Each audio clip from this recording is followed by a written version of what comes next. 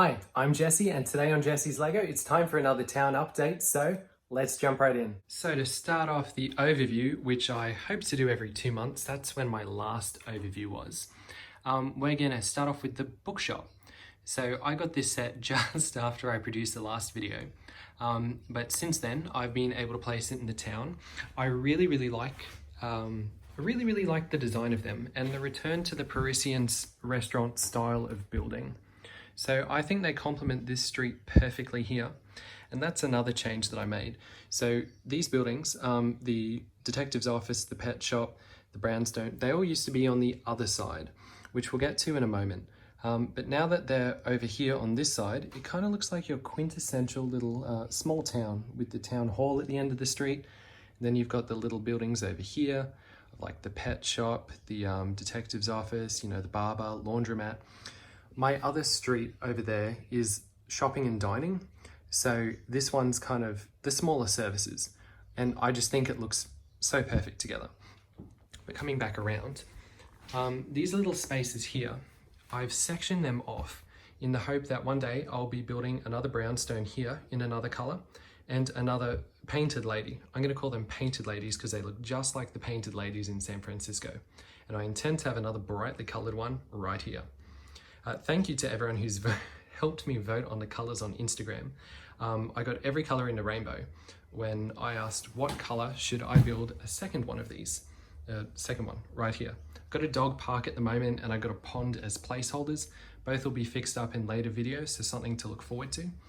And there were suggestions of orange, pink, red, yellow, pink, purple, green, everything, you name it. I'm kind of looking at purple or yellow based on available parts and color contrast at the moment, but we'll see how that goes. Unfortunately, with everything that's happening at the moment and just my Lego budget in general drying up, probably no progress on that for a short while, but that is something to look forward to in future. And I definitely want to have a little neighborhood area over here, which is just purely residential buildings. So just to put it into perspective, I think I've actually spent more time planning the town than actually building all of these sets combined. So in the distance, we have my town square, and then we've kind of got the three major businesses, the department store, the cinema, and the hotel, kind of lining that. So I'll just come over here for the view, because personally, this is my second favorite view in the town. How cool is that? I kind of wish that this wasn't in the corner because I have to, maneuver to come and sit here. But I'm hoping when I move my Lego table to its own setup eventually, I'll be able to look at this view more often. But the town plan was very specifically done to focus on businesses up on that end, and then kind of like in concentric circles it becomes more business and residential, and then like purely residential down here. So it'll be the start of like the train line blocks that off. So I'm looking forward to seeing how that develops with time. But for now, if you have any suggestions for the next color here, based on available parts to kind of like make a clone of the painted lady, please let me know in the comments below. I've also linked my Instagram account in the description below too. So if you want to help support me on Instagram, I've been doing daily posts while working from home at the moment, so because it's a lot easier just to quickly update you on parts of my town and progress. So yeah, look forward to seeing you on Instagram if I haven't already. So the next update, speaking of Instagram actually, so here we have the first of other people's sig figs to come and join me in Bricktopia. So right here we have Heather's Bricks. We have my sig fig, of course, and we have the brick shelf here.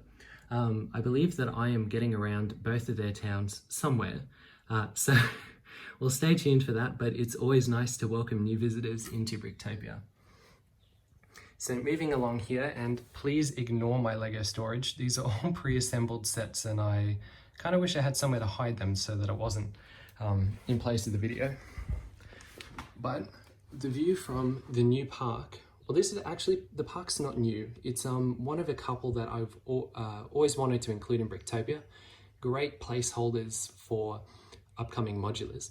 I only have 3.5 spaces left, well, three 32 by 32 base plates and one 16 by 32. So I'm really hoping kind of that there'll be another assembly square sized one I can plonk here, that I can move the Lunar New Year temple, sort out the back.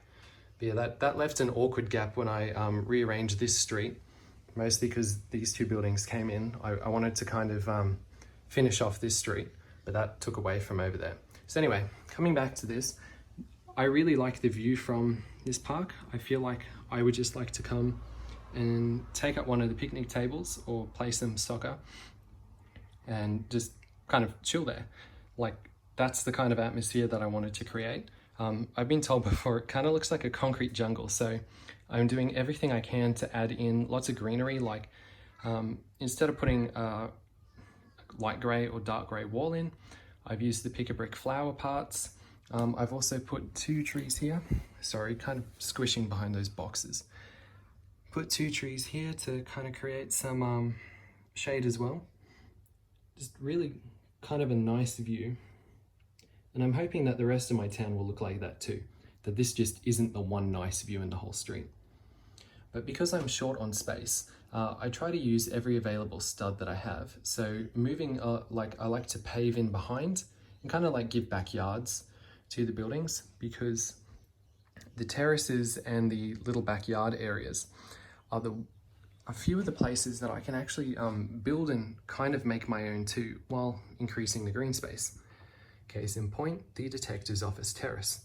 But we'll come back to that later. It's just a nice little area, and I like doing these little things like enhancing the modulars. I mean, obviously, this elevated railway here took me over a year to design and then over a year to build. And I kept changing the design. I really like how it turned out, but it was just a big process. And then this guy over here, my original cafe corner that I've disassembled and reassembled multiple times now, that's a 3.5 year project that's still not finished. So there's always a lot going on. I mean, even every 2 months, there's a fair bit of changes that go on in my town. But that's, yeah, it's kind of what happens. You work with what you've got, and then you keep building, keep designing, come up with new ideas, abandon old projects, start new ones that you can actually finish, and rinse and repeat. So coming back to another project that I was really happy I could start and finish quite quickly is the Lunar New Year temple. So by moving these buildings here from this street over there, it opened up a very large gap in my otherwise previously completed shopping and dining street.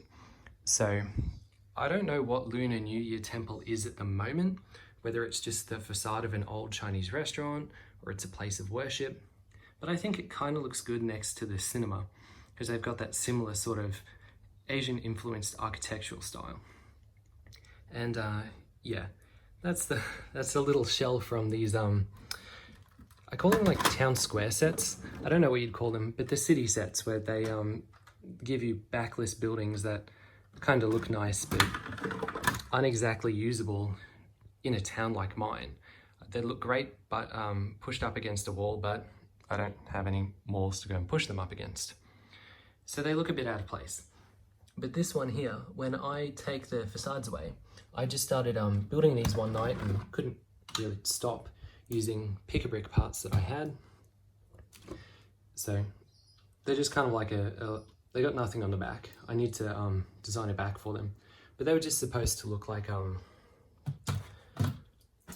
nothing really, just a vacant building that had been boarded up.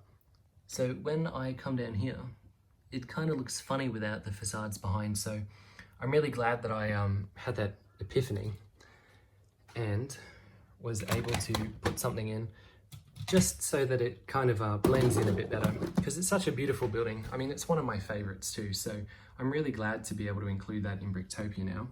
And I'll try and get down to eye level, because I've actually gone through and put a door on it too. So previously it didn't have a door and you could just kind of see through to the back and it didn't feel right. So I've gone through and put a door on it, and then the Monkey King, I like him too. He's guarding the temple now. So that's kind of it for that one. It's really not very impressive from behind.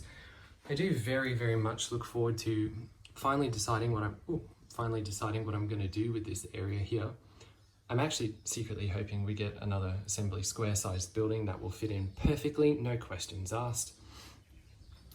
But coming back to the topic of having such little available space that I like to use all of it, here's a perfect example here. So for the pet shop, I think that's the first backyard I've kind of completed. Still need to order a couple of bricks. The rounded fence posts aren't my favorite, but it's just nice to be able to build in that little area, kind of really make it mine. It's a nice little area for the animals to come outside and play. Same with the rooftop terrace, using the tops of the buildings and using the behind. Because by the time that I've put the path all the way through here, you know, it gives me a really little option for people's backyards. And I just want to do something that's memorable with it and really utilize that available space. Well, this is just a placeholder, of course, but in a meaningful way. That's good for photo opportunities and good for, you know, just general appeal in my town too. There's always something to see around every corner, always something going on. It looks real and it looks alive. So this is just a quick update on Cafe Corner because I did make a full, very detailed video the other day about that, which I've linked in the description below. Be sure to check that out if you do like Cafe Corner, or if you want to see how I've updated it to look kind of like the rest of the modular buildings, or although it was made in 2020. So we just got, yeah, that's what it looks like when it fits in. I'm still doing some interior work, so I haven't gone through and put the tiles back on to seal it. But this second floor, I actually got the first floor right when I built it 3 years ago, which is really surprising to me because there's nothing I would really change about it. But although I designed the second floor, I didn't really get it right. I made it too narrow and I just couldn't get my hand in places, and it kind of defeated the purpose of being able to use the building. So that's disassembled at the moment because my new design, I don't actually have a lot of the parts for. Changed some of the color scheme and some other things too. So my previous parts are all separate, ready to be rebuilt when I do another bricks order. But yeah, so behind here's the least exciting alleyway. Those 1x2 and 2x2 light bluish grey bricks are, light bluish grey tiles are notoriously hard to come by. So stay tuned for that. I hope to have more progress soon, and then that can kind of look as fancy as the rest of my alleyways. Definitely going to try and finish this because that's 3.5 years now and I'm just getting sick of looking at it incomplete. It hurts my ego, so I have to finish it, and I really want to finish it this year. Same with the train station actually. So I only a couple of months ago worked out what I really wanted to do with the train station. So in the next order I will be going through and putting the platform on, and we'll work from there. At least with a platform, people will be able to get on and off the train, whereas right now it's, yeah, no trains can stop here. So we're going to go through and sort that one out. Speaking of which, oh, you can see so much dust. My room actually gets really dusty, and that's kind of why I tile these, tile the terrace and stuff. Mostly so that it's easy to wipe off, but then it actually kind of looks really nice too. I've had a couple of requests because I post a fair bit about dusting on Instagram. Do you want to see a dusting video? Do you know how to dust? Do you have any tips to share with me for dusting, or just keeping the dust off in general? If you would like to see a dusting video from me, please let me know in the comments below, because there is nothing I would rather do less than bore you with dusting my Lego if that is not something you want to see. But if it is something you want to see, I'm very much obliged to show you how I dust my Lego, the types of brushes I use, the techniques. Yeah, so please just let me know below if you would like to see it, or if you have any other suggestions for upcoming videos or things that I've missed in this one. Pretty sure that covers everything on my list. Town Square is actually vacant at the moment. Between Easter and Halloween, I don't really have any holidays to kind of decorate it for. So it's just going to be the minifigure fun fair pack, which I'm going through and going to build in a future video. So I've just got little studs that I stick the components onto and then put the people around here. So in my next order, I want to finally finish that so it's easy to dust and not so unattractive. And over here we have little spots for the bus stop. So I've gone through and cleared some room, the town's going to have a whopping 8 bus stops, 3 for the red bus and then 5 for the yellow buses. 2 on this street, 3 on this street, just like a real town. Realism, something that I'm trying to go with here, and yes, it's Lego and it's not very real, but from a town planning and services perspective, the train station's got to look good. There's got to be ample bus stops, you know. So we're going to have the tour bus running along this street here, and then we're going to have the suburban buses going along these streets here. So there's going to be a green bus stop and a red bus stop here. Stay tuned. I'm hoping to have them ready for the next video. That would be really awesome. Yeah, and my lampposts that I designed in a previous video, I don't actually have the spare parts available to build any of them, the double globe lampposts, but they'll be going here too, kind of park exclusive. My other park will have them too, so will the dog park and the pond. So yeah, I think that just about covers it all. I'm planning on doing a big order soon, so there'll be plenty of parts to see, plenty of new things to show you as well. But until next time, thank you for watching my town update video. I hope you've enjoyed seeing how much my town has changed in the past 2 months, and I can't wait to show you how much it changes in the next 2 months. Speaking of great builders, I've linked Heather's Bricks and the Bricktopia Instagram and YouTube account below.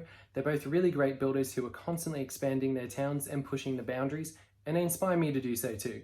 So that's definitely worth the follow if you haven't already liked or subscribed. Thank you very much for watching. I look forward to seeing you next time. Bye-bye.